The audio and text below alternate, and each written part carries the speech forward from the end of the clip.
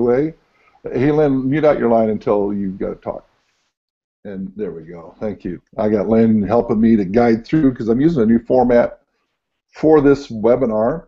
I'm loving Google Hangouts, but I'm using webinars on air. And in case things aren't working just quite right, I just wanted her to let me know because when I go into the PowerPoint mode, I'm not gonna be able to see my screen if you're chatting to me. So I'm going to test this all out.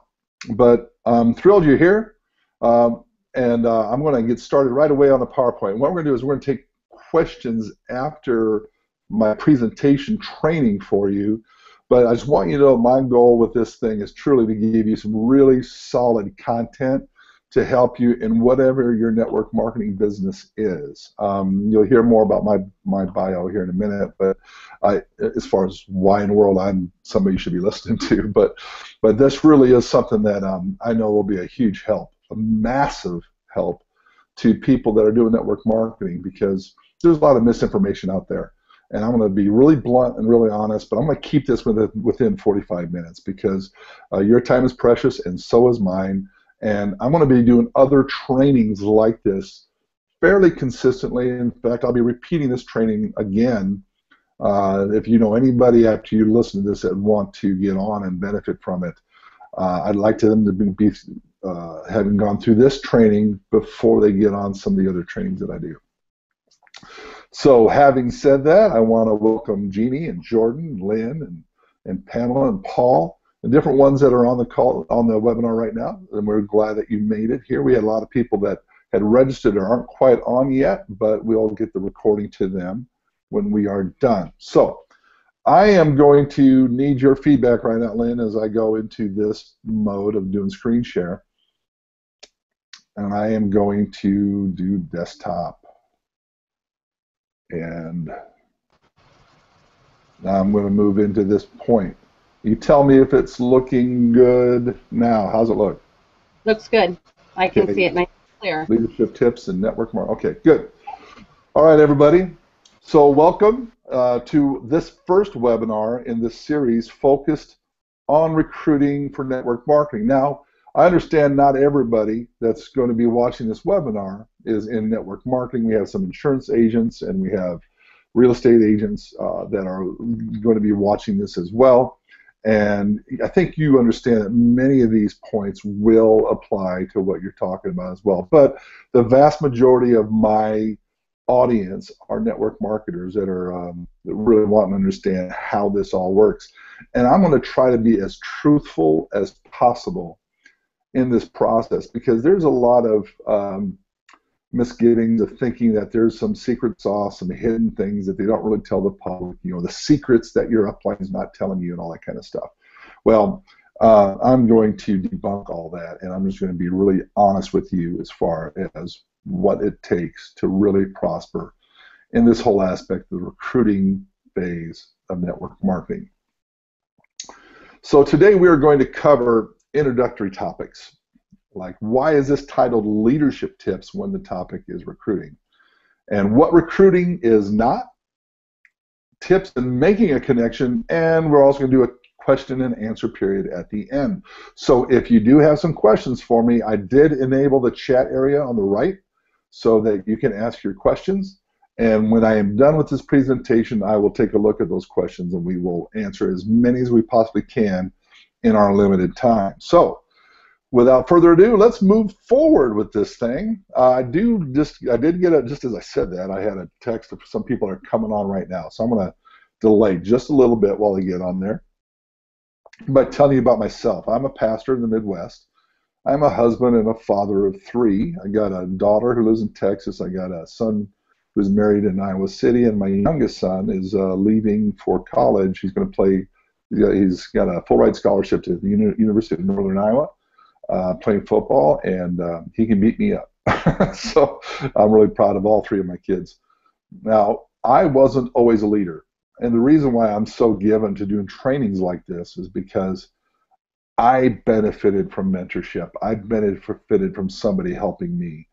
I was not always the person that you see right now. I used to try to belong, and I was scared to death of sales. In fact, I remember one time praying that God wouldn't put me into sales before I went into ministry, and that didn't happen, and there was real clear reasons why. But it was, I always felt like I didn't want to, take advantage of people. I didn't want to intrude on people.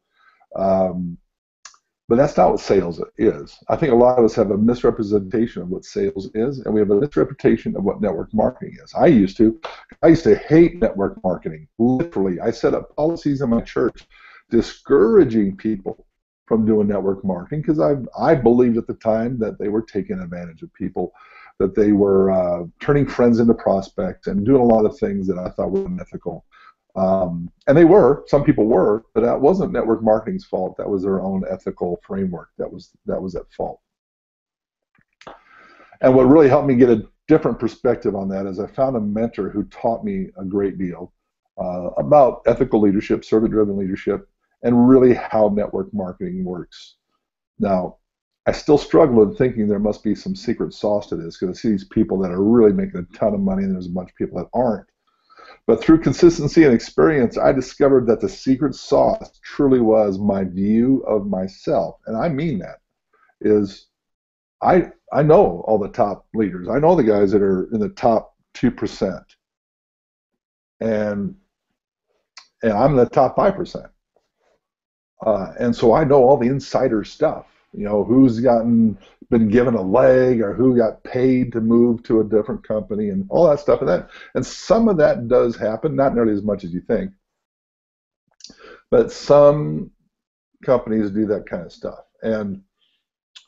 But really, that doesn't get you ahead long term, because what makes it last is the stuff between your ears. And so I'm really going to show you the stuff that works. So if you're thinking like I'm trying to upsell you to some product, I'm not. I'm here to build a relationship with people to help them achieve their goals. No other motive besides that. Now, the reason I can speak to that, I just told you I'm in the top 5%. I've been involved in network marketing for 11 years now. In the past 5 years, I've led a team. I misspelled that on there. I've led a team to $2 million a month in revenue, 2 millionaires, over 2 dozen six-figure income earners, 788 five-figure earners, and I absolutely have a passion for mentoring. And I'm here to try to help everybody get to their next level. And so they always think, okay, you're a guru, you're somebody that really knows what they're doing. You're going to show me the secrets nobody else does. The secret is actually doing what I'm about to share with you. See, that's probably the secret, is most people love information, but they are very poor at applying it. In fact, I had a friend of mine who sells informational products out in San Francisco, online. He's an internet marketer. And he told me that over 20% of his monthly income comes from people that already have his products. Now, keep in mind, he has informational products, so once you have it, you don't need it again. But 20% of his income every month comes from people that are already owning his products. Why? Because they never read it, and so they forgot they had it. But they just were really into getting new information. They just never apply it. I want you guys to apply what I'm giving you. So let's move into the crux of this. Now that you know who I am, and if you want to get a little more feel from my heart, you can go to billnissen.info. Nissen, billnissen.info. All right. So why recruiting? Well, the reason why I'm talking about recruiting instead of list building, because if you get online right now, just about everything that's being thrown at you is all about, how to get 50 leads a day, how to build a list to do this, how to do that. And I'm not saying that's not a bad thing to do. But what's going to create success in your business is going to be the art of recruiting. This is the most important tool needed for lasting businesses, because the list will only get you names. I can tell you a story, okay, if you want an inside story. I know a guy who was the top of the food chain in his network marketing company, and he had done some funnels and lead list building where he found some real top leaders, and he blew up with a handful of people, he blew up his organization. And was the top money earner in his company. In his case, and there's several people that can tell you that story, but in this guy's specific case, I know the facts. That is true, but that only lasted for 3 months. And after that, his entire organization collapsed. Why? Because he didn't build a team. He did not recruit to build relationship with people. And relationships are what build stability in any organization. Okay, so if you're thinking, I just want to find 3 rock stars to get in my downline and they're going to blow it up, then you might as well quit right now, because people will do what you do. So lists are one thing, relationships are another. And what we're going to teach you about is leadership, because that's what you need to have, leadership and the art of recruiting to build your business. Whatever your business, I don't care what it is. If it's health and wellness or makeup or service-based products or travel, you need to be a leader, not just a guy that can play on his computer. So why leadership tips? Because the most effective way to recruit is to lead. Because what everybody is looking for is somebody that can help them, is somebody that can lead them out of their trap, can lead them out of their struggle into a solution. That takes leadership. That doesn't take information. Like I said, most information is not even ever applied. It takes leadership, and leadership is not done without relationship. So what recruiting is not? Recruiting is not selling a service. It is not badgering your friends or anyone for that matter. It is not getting a rock star in your downline so they'll do the work for you. It is not getting a sign up. Just because somebody enrolls in your company does not mean they're a team member or a person that you can mentor. That simply is a hot lead. That's all that is. If somebody signs up in the most expensive package in your organization, that is not a team member. They're not a recruiter unless they're recruiting. So that's the most important thing you need to understand here, is if they aren't duplicating what you're doing, then they really aren't a partner. So we are not going to be showing you how to trick people into signing up for anything. Because what I actually tell people is if I really find that they don't understand what's going on, I strongly encourage them not to sign up. And I've even had some people sign up. I said, I told you not to, and I don't think I'm going to help you because I don't think you're willing to do what you need to do to succeed. And I want to be straight up and honest with you at the front end of it. So, and as far as not getting a rock star into your downline, I mean, if you get one, it's a blessing, but most people then rest on that. And there's something that John C. Maxwell calls the law of the lid. And I've been blessed to be in a circle of a mentorship circle with John C. Maxwell, who started 3 weeks ago. I met with him in Atlanta, and now I'm meeting with him on a weekly basis, and it's just been a transformative time. And he talks about the law of the lid, and that is people can only grow out of your mentorship. They may get influenced by somebody else to grow, but from your influence, they can only grow as high as you are willing to go. So if you rest their production, at some point they're going to resent you and stop producing. The only way you're going to be able to call them higher is if you're going higher. So I'm going to tell you right now, the biggest change that's going to happen in you after I'm done sharing with you what I've been doing, the biggest change is going to be you. Now, when I talk about not badgering your friends or anyone, is because I actually teach a methodology that is looking for people. I'm sorting rather than selling. I'm looking for those people looking for me. And if they're not looking for me, then I don't spend 1 ounce of energy trying to talk them into anything. So I don't have to badger. So I hope that makes sense. This is not selling a service. And what I mean by that is the biggest mistake I see people do in going around approaching prospects for network marketing is they sell their opportunity, they sell how wonderful their products are, they sell, oh, this product will change your life. There's a huge problem with that. Is right now when you do that with people, you're selling them the very same thing that every other person in that company has. And that does not create any niche for you, and it doesn't change anything for you. In fact, I did this in a training just 2 weeks ago. I had a group of people I was training, had a whiteboard, and I said, okay, write down all, who do you guys respect? Who do you guys follow? And they said, oh, I follow this person and this woman and this guy and whoever else. I said, great, let's write down all the things about them you like, which is why you follow them. And they told me honesty, integrity, discipline, consistency, truthful, all that kind of stuff. And then we were done. I said, isn't it interesting? Not one of you said, I follow this person because, man, they're an expert on the product stuff. Man, they know the comp plan like the back of their hand. They really know how to close a party. None of that. It all had to do with character, which is attributes of leadership. So what you need to understand is if people join your business, they're not joining your company, they're joining you.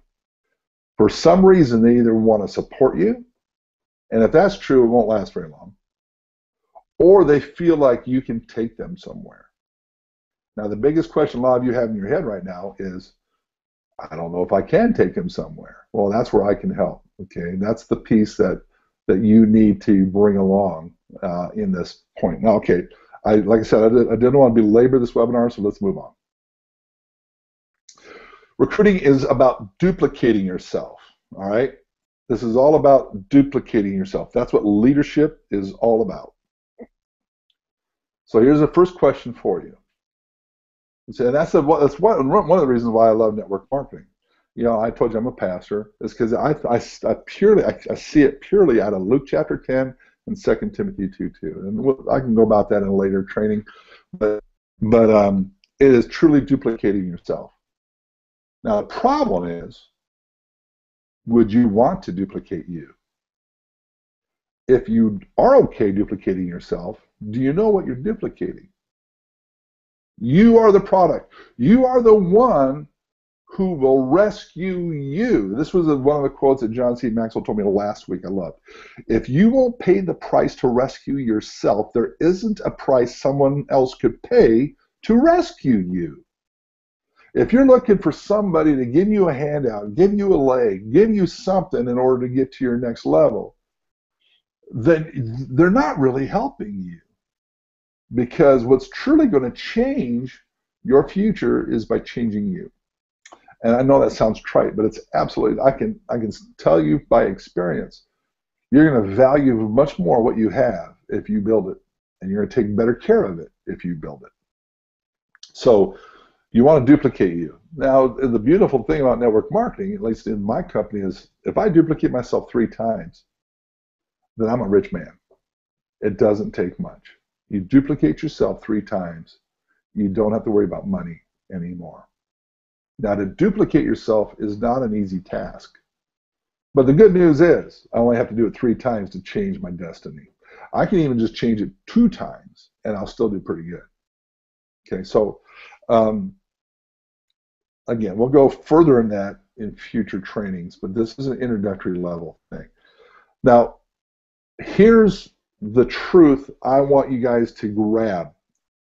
Because if anything I just shared with you here about duplicating yourself makes you nervous, it's because you have not come to a place where you're ready to lead. It's you are not confident about your choice in your business. You're not confident yet about what you're doing and why. See, but when you know that what you have to offer is far greater in value than anything your prospect can do by choosing you. And this is true in insurance. There's all kinds of insurance companies out there. But if you know that your passion for insurance and your passion for what your company offers is of greater value than anything they can do by signing up a policy with you, you're going to sign up more policies. Well, that's true in network marketing. If I know that I've got a gold mine here and I've got mentorship that is rare and beautiful, then I've got a greater value that I'm offering you than you signing up and spending a few bucks for me. And when you truly believe this sentence right here, your business will change. Because you will no longer apologize to anybody for sharing with them what you do. Because you know it's a solution. So, and that's why network marketing companies spend so much time on belief, because this belief is absolutely essential. I know that I can take people where they've never been before. I know I can bless their life. I know that I can do that. And until I really got that around my head, I didn't have a lot of success. And you can ask some people that were on my team, is when I was just making 2,000-3,000 a month way back when, I acted like I was making 40,000 a month. Now, it wasn't this fake it till you make it thing. It's just I truly believed I had the solution. Okay, so this point is extremely critical. It's a mindset shift. Now, you can email me or dialogue with me afterwards if you want, honest dialogue of, how do you get there, Bill? Well, we can talk about that. We'll talk about it maybe with the Q&A time at the end of this. Now, I'm going to go into some real practical tips in network marketing. First of all, we got to network. So we need to make the connection. Now, a lot of what you see online is talking about building lists and doing this without leaving your house. But I can tell you something with all honesty, guys. I have organizations within my business that were built through lists, through funnels, through social media, and I'm grateful for those organizations. But I will be extremely honest with you. My most stable, healthiest organizations in my business are the ones that were built relationally, locally, spending time with them physically. And frankly, I think, it's funny that all this social media is all the rage, but I actually think it's substituting the authentic thing for the most part. And so there's less authentic relationships going on. Wherever you can build authentic relationships, you're going to have greater stability, greater trust, greater loyalties. Okay? If you're just an image for somebody, that can be easily dashed, and they'll move on to somebody else who's created their own image. But if you've looked in their eye and they looked into yours, like there was a guy I recruited on the East Coast. Okay, I traveled over 1,000 miles to meet with him without even knowing that he signed up. It was going to sign up, but I'd gotten to know him over the phone enough that I really saw this was a person of character, and that was somebody I would like to work with. So I invested time and money to go meet with him face to face, and built the relationship eye to eye, knee to knee. And because of that, we've got a loyalty that is unshakable. Now, a tool that you can use to connect with people locally, so you don't have to travel across the country like I do, is meetup.com. Depending on your city's activities, there might be a lot of opportunities for you to network with people in your local area through that thing. You can also use like B&I groups and in different Chamber of Commerce events to connect with people if you feel like I don't know enough people. Well, there's a way to solve that problem, and that's this. Okay. Again, we can go to more detail on all this as we go along, because I'm going to do several trainings in the next few weeks. If you are working off a list, like if you have a funnel, like through lead pages or something like that, and you're building a list, you need to get off that list with your prospects. That is, find a way to pull them off to the side and have a conversation with them. This is especially true of social media. See, and social media is something we cannot ignore. People are on social media, Facebook, Twitter, that kind of stuff, 430 times more than all other media combined. That is videos, movies, music, television combined. Quadruple it, and you're close to the social media in people's lives. It's huge. But there's a way you got to approach it. You got to keep it. You've got to. Well, here. I'll just list off a few things. First of all, you've got to get to know people relationally as best as you can online. Look in their eye through private messages. You should not be doing commercials on your profile. In fact, the general rule is 85% of what you post should be personal information. 15% can deal with business. But you need to make the connections. And an easy way is to get into groups, like depending on whatever it is you're trying to sell, is get into that social media group, whether it be weight loss or whether it be travel or whatever it is. Find groups that have a common interest with the business you're in. But you don't start then spamming them about how you got a great opportunity to help them get healthy, or you got a great opportunity to help them with cell phones or whatever. You build a relationship like you do anywhere else. You create a friend by showing interest and finding common interests. Now, another way to find common interests is to use the hashtag feature on Facebook and go hashtag whatever the interest is, and then you're going to get a whole list of groups that have that. For instance, hashtag travel. Then you're going to find all kinds of groups that do travel. Or hashtag weight loss motivation. All these groups that are doing weight loss. And then you can join those groups, get to know some of the people in there, find some people that connect with you, and then build a relationship from there and see where that leads with your networking goals. Another great way to interact with people is do a question as a post. What do you think about this? If you were a blank, how would you handle this? And then people will start dialoguing, and from there you can create relationships. Now, if we're in a local meeting, if we're interacting with people at a Chamber of Commerce event, or we're seeing them in a coffee shop or whatever, you need to read the room. Now, this point right here is really geared towards, say, like a Chamber of Commerce event or something like that. Read the room. Who is the influential person? Who is earning your respect? Who's the person you would want to get to know? That's the person that you need to get to. That's the person you need to get to know. See, a lot of people that are insecure, they'll tend to look for the person that they don't respect because they think they'd be an easier person to sell to. Well, then that's going to bring you into a lower common denominator, and then that's not going to be duplicatable. You want to be drawn to people that call you higher. So look to who you respect. And we'll go into details on how to do that more in other trainings. But as you connect with them, ask questions. Don't talk about your business. In fact, I go to a lot of these events and I don't take any business cards with me. If I do, I keep them in my back pocket only if they insist on one. Why? I get more leads off of napkins or getting their business cards than I have never had anybody in 11 years of networking ever call me from my business card. Ever. I usually ask for their business card or their information, and then I'll follow up with them on anything that they want to know from me. And you can ask questions. You've probably heard the term form, and that's your family, your occupation, your religion, and money. Different things. Tell me about your family. What do you do for a job right now? What do you like about your job? A lot of people say stay away from religion. Well, in my case, being a pastor, that actually opens a lot of doors for people just to ask questions and dialogue. You just don't want to be rude and dogmatic. You just want to have an open discussion. And about money is just what your goals, your financial goals for your family or whatever else. But ask what they like. Ask about their goals. Ask about what their dreams are.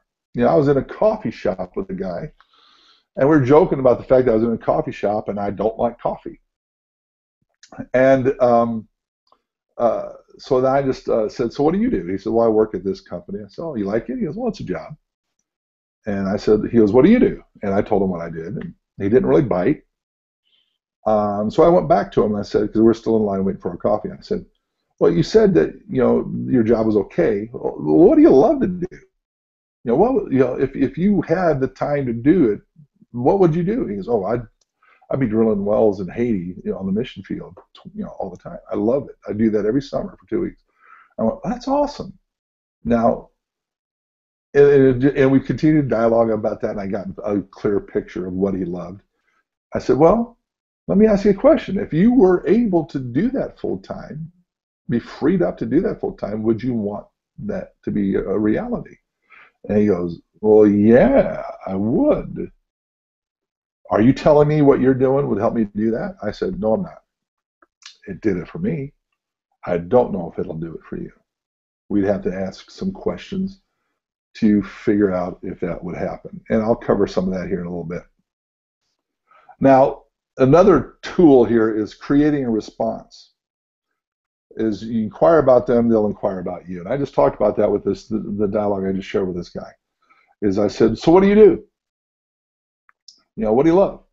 And so he told me. And so out of decency, he asked me, so what do you do? And then you can share with them a little bit of what you're passionate about. But talk about your passion. Don't talk about your opportunity. Don't talk about your products. Talk about what you're excited about, your vision for it. Talk about what you are interested in and how this can fit in it. But don't belabor it. Don't go into all the detail. Don't vomit on them with all this information. The less is more in this case. Again, we will go into more detail as we go into other trainings. Another great tool for like the Chamber of Commerce idea is a lunch invite. And real quickly, and I'm going to go through this quickly because I want to answer any questions that are out there, is creating a response, a lunch invite. For instance, I was at a Chamber of Commerce event, and there was a gentleman that I wanted to know because everybody was giving their cards. And he didn't have to move 1 foot in the room. Everybody was going to him. I said, well, that's the guy I needed to talk to. So then I went up to him, got his card. I contacted him the next week. I said, my name is Bill Nissen. I'm starting a business. I'm a pastor in town. I'm starting a business as well. And I really respect how you handled yourself at the Chamber of Commerce event. And I really was, I admire how you carry yourself. And it would be my honor to buy you lunch just to pick your brain on what you did to get started in business. I think I can learn a lot from you. I would really appreciate a response if this would be possible for me to take you out to lunch and just learn from you for a half hour. And I'll be frank with you, I've never had anybody turn me down because everybody loves being respected. And so took him to lunch. There was one time early on when I didn't have a lot of money, so I didn't eat. I pretended like I had already eaten, and so all I had was $7, so I used it to buy his lunch. But then I just asked, I didn't say anything about my opportunity. I just said, tell me how you got started. Tell me, what your biggest victory was. What was your greatest loss? What's your biggest lesson? What would you tell me as I'm getting started? That kind of thing. And then at the end, I said, thank you. It was my privilege to buy you lunch. And then I'd pay the check and leave. With shake his hand, obviously, or her hand. And I wouldn't say a word about my opportunity. But then the next Chamber of Commerce event, guess who's looking for me in the room? Guess who goes beelines for me when they show up? That person. Why? Because I showed them respect. I didn't have an agenda. And now they really are curious about who I am.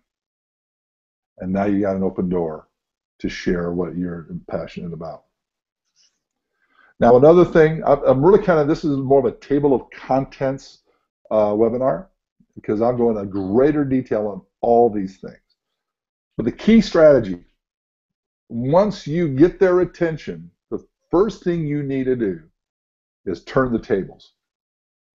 And that is, instead of giving them a sales pitch, do an interview. Where you turn the tables, instead of you answering their questions, you start asking your questions. And those questions are very simple. Question number one is your goals. And so I'll tell them,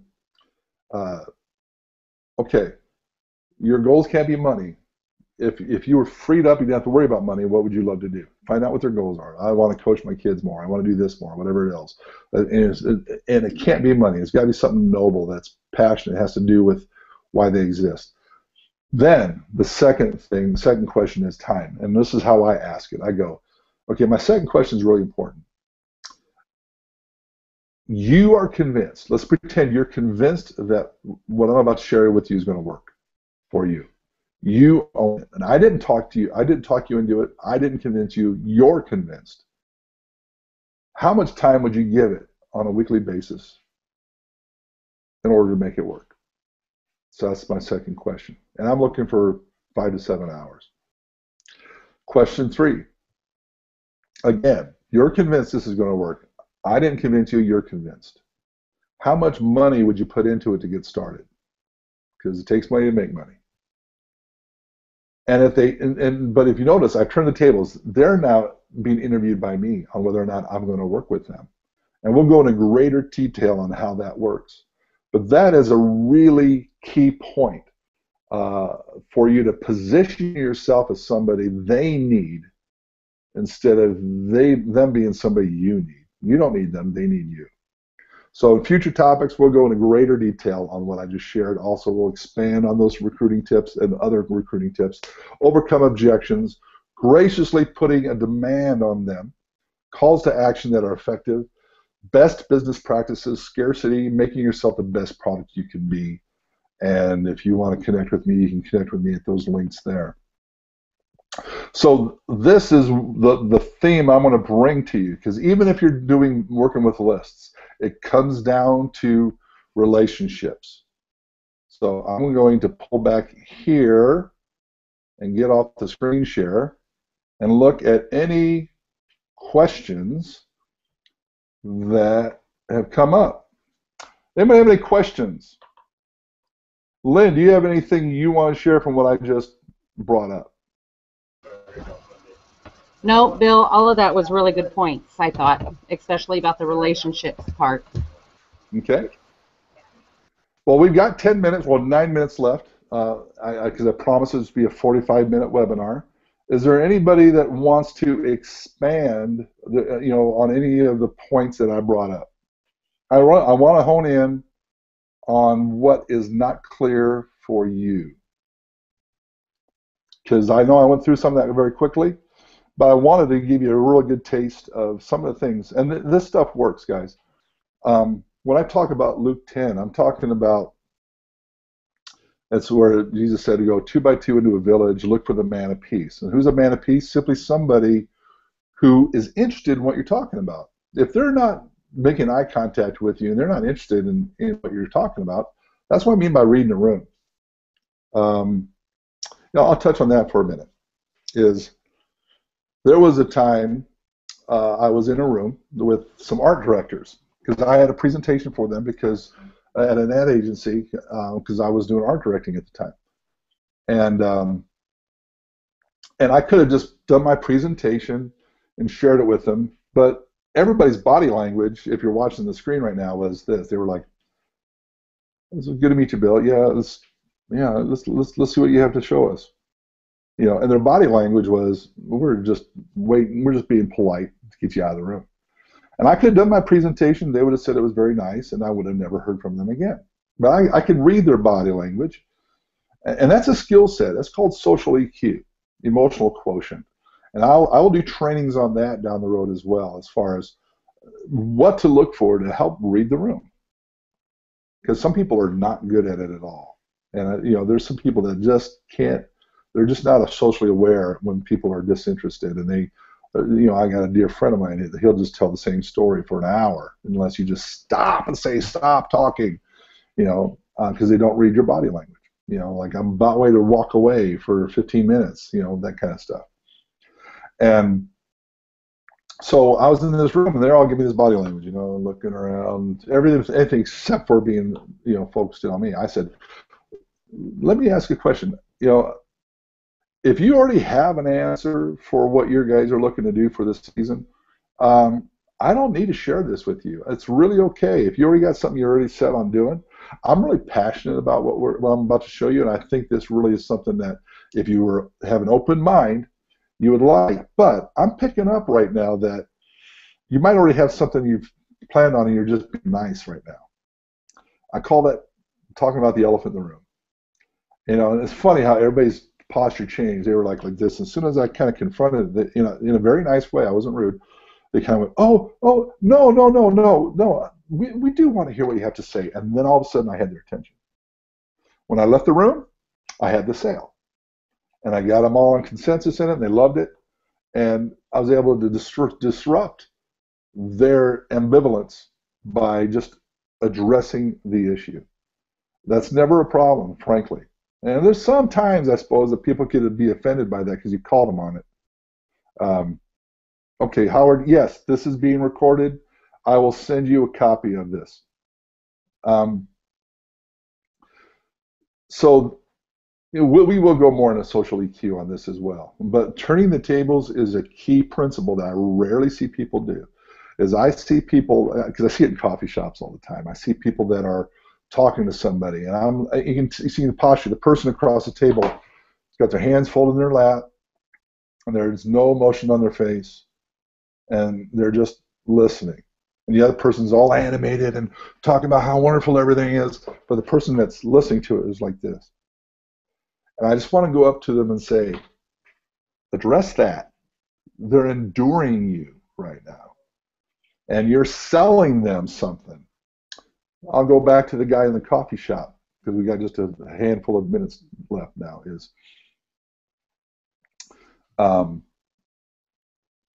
So he goes, so is your thing going to help me get to doing this full time? I said, I don't know if it will. It did for me. I'm a pastor now. I still pastor full time. I do it for free, and I live off of this business. It's blessed us immensely. I said, but there's some questions I need to ask you to see if it will work for you or not.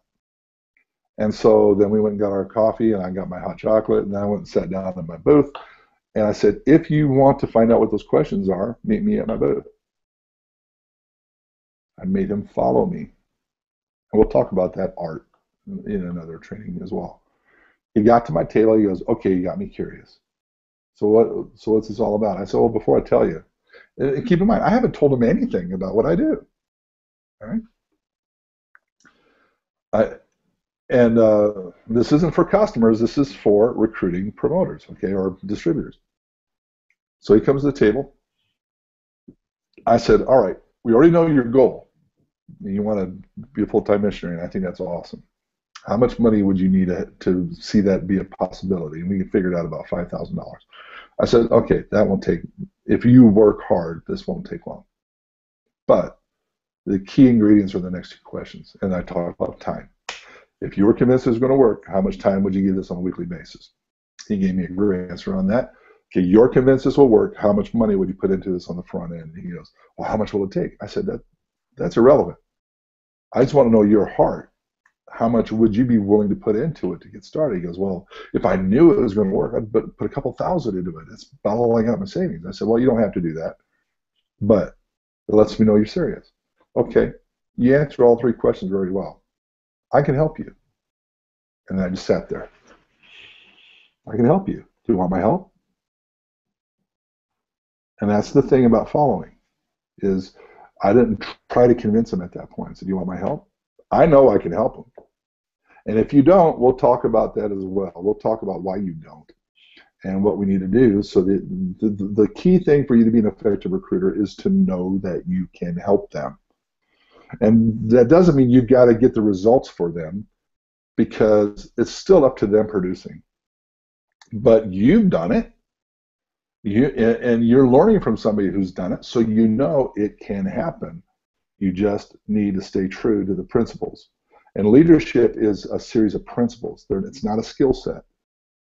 What we're going to be talking primarily is going to be principles that everybody can apply. Skill sets and how to close and how to do this. Some of you will be good at that, some of you won't. That doesn't matter. What matters are the principles that people will want to follow. So going back, to what we'll be talking about, all the stuff I put on my screen as far as, we'll be talking about scarcity and how to do that ethically. We'll be talking about all those points, expanding on the interview process and turning the tables, and a whole lot more stuff that's going to really help you be the one in charge when you talk to people. That's probably the key thing, is you're the one in charge. As soon as you know that what you have to offer is of greater value than anything they can do by signing up, then you're going to have success. Any other questions before we close this up? Well, wonderful. Well, if you do have any questions, you can email me at williamnissen@gmail.com. And we will, as soon as I can, I'm busy with my own business, but I am wanting to avail myself to see a lot of people succeed. So, and I will get a recording of this to you as well. And I'll probably do another training in a couple of weeks, depending on if you're on the training. We'll see if we go to an advanced training. So then I might have to go to 2 trainings, one every other week. One that's going to take us to the next level, and then one that's reiterating these principles. So on that note, thank you for joining us. And if you want to friend me on Facebook, you can go to billnissen.net. Nissen, billnissen.net. That's my fan page, business page. I don't like the fan page word, but my profile is already maxed out at 5,000. So if you want to like me at billnissen.net, I would love to connect with you, or William Nissen on Twitter. then we can interact there as well. So bless you, and we'll talk to you soon. Take care.